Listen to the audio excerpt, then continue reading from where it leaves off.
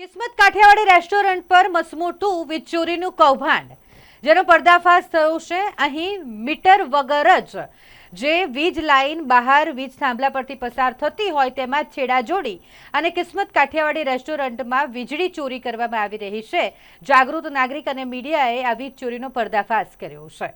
વડોદરાના છેવાડે આલમગીર ગામ પાસે આવેલું કિસ્મત કાઠિયાવાડી રેસ્ટોરન્ટ કે જેઓ દ્વારા આટલા મોટા પાયે વીજ ચોરી કરવામાં આવી રહી હોય અને જે અહીં વીજ ચોરી થઈ રહી હોય તેવી માહિતી મળતાની સાથે જાગૃત નાગરિક અને મીડિયા ત્યાં પહોંચ્યું હતું। એટલે મીડિયાને જોતા અને જાગૃત નાગરિક ત્યાં આવી રહ્યા છે તેવું જોતા કિસ્મત કાઠિયાવાડી રેસ્ટોરન્ટ દ્વારા તરત જ લાઇટો બંધ કરી દેવામાં આવી, પરંતુ વીજ ચોરીના જે વિડીયો છે તે તો પહેલા જ સામે આવી ગયા હતા।